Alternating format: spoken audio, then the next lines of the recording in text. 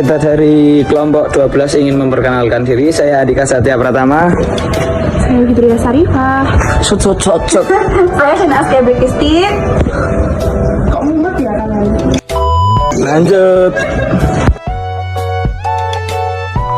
Ya, kita masuk yang pertama yaitu gudang beras. Ya, ini kondisinya sedang siap-siap menjemur. Ya, ini udah dijemur ini. Lalu kita jemur. Nah, ini kondisi gudang bagian belakang dan ini depan. Nah, itu ada pegawai juga yang sedang membantu membersihkan beras kita. Nah, lalu kita masuk ke proses pagi menjadi beras. Kecepetan. Ini udah sampai gudang yang kedua tempat kita mengumpul beras. Aduh. Tuh, banyak sekali mobil yang mengantri untuk dibongkar, dimasukkan ke dalam gudang beras yang kita beli. Masa kayak gini? Itu apa? Nah, itu ada adik saya. Nah, itu sedang diturunkan dan kita jadikan satu. Itu juga ada beras-beras lain yang sudah siap kirim. Kita masuk ke berikutnya, yaitu tahap pengemasan atau pengkarungan. Nah, itu pegawainya sedang mengarungi. Ini juga sedang ngarungi beras, memasukkan ke karung.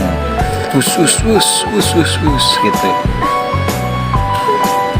Kok lama banget ini videonya ya? Gak bisa skip guys, ya dinikmatin aja guys. Oke guys, ini kelamaan ini. Ini lagi-lagi, ini proses ini lagi guys. Gimana ini? Kok ini 2 kali, 3 kali? Nah, kita masuk. Nah, ini beras kita dibeli sama orang ini, dikirim ke luar kota. Nah, itu lagi diangkatin satu-satu masuk ke dalam mobilnya. Ya lumayan banyak lah. Alhamdulillah laku. Mana. Oh, belum lanjut lagi videonya guys, sabar guys, masih ngangkut. Nah, ini lah, kok tiba-tiba buka beras, gimana ini?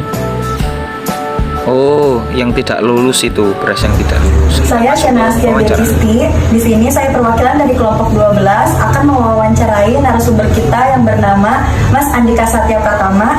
Langsung saja kita mulai wawancaranya. Silakan ditanya. Apa nama perusahaan Mas dan produk apa yang diproduksi?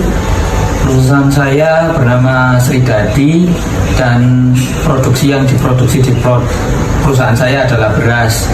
Dan perusahaan saya berada di rumah saya sendiri di Desa Gedung Agung, Kecamatan Butuh, Kabupaten Purworejo. Usaha saya juga sudah berjalan dari tahun 2010 hingga sekarang. Ya mungkin kira-kira ada 10 tahun. Keunggulan apa yang usaha Mas miliki dalam persaingan bisnis? Dalam persaingan bisnis mungkin dari segi kualitas beras kami menjunjung tinggi kualitas, dan yang kedua kami selalu melakukan sortir di setiap kami mengambil beras ataupun bahan mentahnya yaitu padi dari setiap petani-petani yang ada. Lalu kami juga kadang dimintai setoran oleh Bulog jika diperlukan. Faktor apa yang menghambat usaha Mas dalam meraih target yang ditentukan? Mungkin setiap bulannya kan harga beras itu tidak stabil, mau naik ataupun turun. Itu yang membuat kita kesusahan untuk mencari barang atau menjual barang keluar sana. Itu seperti itu. Peluang atau potensi apa yang dimiliki target pasar Mas? Peluangnya mungkin beras dari daerah saya terutama Kecamatan Butuh bisa terkenal ke daerah-daerah luar. Itu pun juga mungkin bisa sampai ke luar negeri juga, insya Allah. Siapa saja kompetitor bisnis Mas ini? Mungkin kompetitor bisnis ya sesama pedagang beras dan pengepul beras yang ada di Kabupaten Purworejo. Kita saling berkompetisi. Akan dilanjut.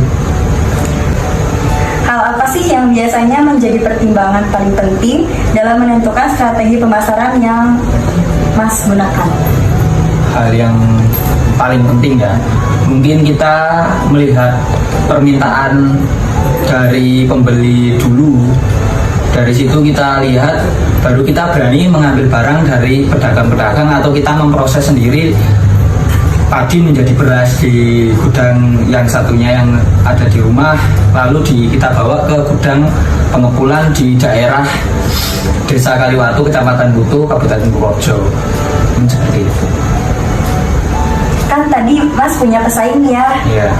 Nih, apa sih strategi yang Mas lakukan agar perusahaan Mas ini bisa menjadi pesaing utama gitu dari yang lainnya?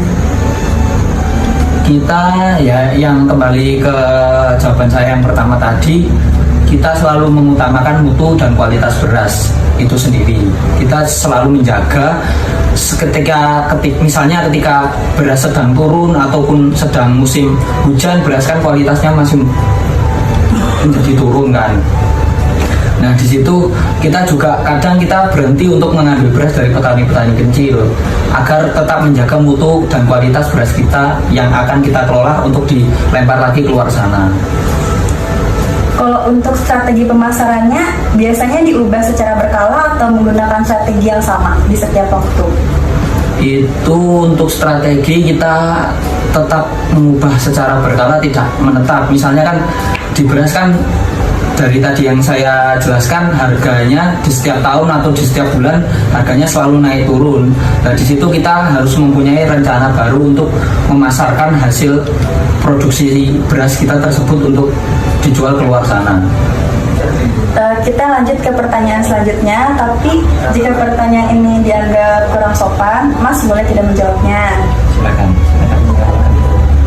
Kira-kira berapa omset yang Mas miliki selama 1 bulan? Untuk omsetnya sendiri kan seperti yang sudah saya jelaskan di awal, di beras itu kan harganya tidak stabil setiap bulannya, ada yang naik, ada yang turun. Tapi jika di rata-rata per tahunnya per bulan itu kita alhamdulillah sampai 2 digit. Untuk hasil bersihnya juga masih di 2 digit. Mungkin cukup itu. Kalau untuk gaji karyawan di perusahaan ini kira-kira berapa? Untuk gaji karyawan, kita menggaji karyawan juga tidak setiap minggu atau setiap bulannya. Kita menggaji karyawan itu setiap 1 hari sekali. Kayak kita gambarkan saja ke kuli bangunan gitu. Seberapa berat pekerjaannya, nah sebesar itu gajinya, seperti itu. Nah, apa sih motivasi yang diberikan perusahaan Mas kepada karyawan sehingga mereka tetap semangat kerjanya? Mungkin kalau dari motivasi saya tidak pernah memberikan motivasi, tapi untuk pegawai kami yang biasanya rajin dan termasuk teladan di perusahaan kami berikan bonus. Mungkin itu saja. Bonusnya seperti apa? Bonusnya mungkin tambahan gaji ataupun nanti di akhir tahun dapat kayak sembako gitu. Apakah dalam menjalankan proses produksi harus melakukan perencanaan yang matang? Iya, harus. Seberapa besar sih pengaruh perencanaan itu ke perusahaan Mas? Sangat berpengaruh, soalnya kita sebelum kita memulai sesuatu, kita alangkah baiknya kita harus menyusun perencanaan agar tujuan kita yang kita tuju itu tercapai semua dengan baik. Mungkin cukup itu saja yang bisa saya sampaikan. Mungkin tadi pertanyaan terakhir dari saya. Terima kasih atas waktunya. Iya. Semoga Sama-sama. perusahaannya sukses. Amin. Cukup sekian wawancara dari kami. Terima kasih. Kita lanjut ke pembahasan berikutnya. Jadi, setiap usaha pasti memiliki keunggulan dan kelemahan. Keunggulan tersebut tentunya menjadi sebuah kebanggaan bagi perusahaan yang harus dipertahankan agar usaha yang sedang dijalankan bertahan lama. Kelemahan dari sebuah usaha biasanya menjadi penghambat bagi usaha tersebut dalam beberapa hal yang harus mereka perbaiki agar usahanya tidak gagal. Perusahaan yang sedang saya wawancara kali ini tentunya memiliki keunggulan dan kelemahan. Keunggulan yang perusahaan ini miliki yaitu kualitas beras yang sangat diperhatikan. Perusahaan ini selalu melakukan sortir di setiap pengambilan beras, lalu dimintai setoran oleh Bulog ketika diperlukan. Faktor yang menghambat perusahaan beras ini yaitu ketidakstabilan harga beras karena mereka jadi susah menentukan harga beras yang akan dijual. Peluang dan potensi dari perusahaan ini yaitu beras mereka bisa terkenal ke daerah luar dan mungkin bisa jadi sampai ke luar negeri. Kompetitor bisnis beras dari perusahaan ini biasanya sesama penjual beras yang ada di Purworejo dan mereka saling berkompetisi. Yang selanjutnya adalah analisa. Dari wawancara ini kita dapat yang pertama ada analisa pemasaran. Perusahaan ini melakukan pemasaran dengan cara melihat permintaan dari pembeli. Mereka selalu mengutamakan kualitas beras dan strategi pemasaran usaha ini juga selalu berubah-ubah mengikuti kondisi yang sedang terjadi. Yang kedua ada analisa keuangan. Perusahaan ini memiliki omset berbeda di setiap bulannya.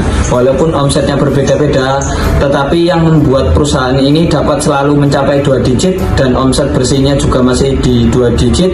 Karyawan di perusahaan ini tidak digaji setiap bulannya, tetapi digaji setiap hari.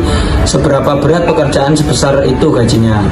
Yang ketiga adalah analisa SDM. Perusahaan ini memberikan motivasi kepada karyawan agar tetap semangat kerjanya dengan cara memberikan bonus berupa tambahan gaji atau nanti di akhir tahun diberi sembako kepada karyawan yang rajin dan teladan. Yang keempat ada analisa proses produksi. Perusahaan ini selalu memiliki perencanaan yang matang ketika menjalankan proses produksinya. Perencanaan tersebut sangat berpengaruh bagi perusahaan tersebut karena ketika perusahaan ingin mencapai sebuah target atau tujuan, maka mereka harus memiliki sebuah perencanaan agar target yang mereka tuju itu tercapai. Ya, terima kasih. Boleh dilanjut. Di sini saya akan memberikan kesimpulan dari saran mengenai wawancara kemarin, yaitu perusahaan ini berada di Desa Kedungagung, Kecamatan Butuh, Kabupaten Purworejo. Perusahaan ini sudah berdiri sekitar 10 tahun, dari tahun 2010 hingga saat ini masih berjalan dengan baik. Setiap perusahaan pasti memiliki keunggulannya tersendiri, termasuk di perusahaan ini. Perusahaan ini memiliki keunggulan di dalam kualitas berasnya yang bagus, dan setiap usaha pasti memiliki kompetitornya tersendiri. Seperti perusahaan ini dengan perusahaan beras lainnya, saling berkompetisi. Mereka selalu melihat permintaan dari pembeli. Omset perusahaan ini juga di setiap bulannya selalu berubah-ubah.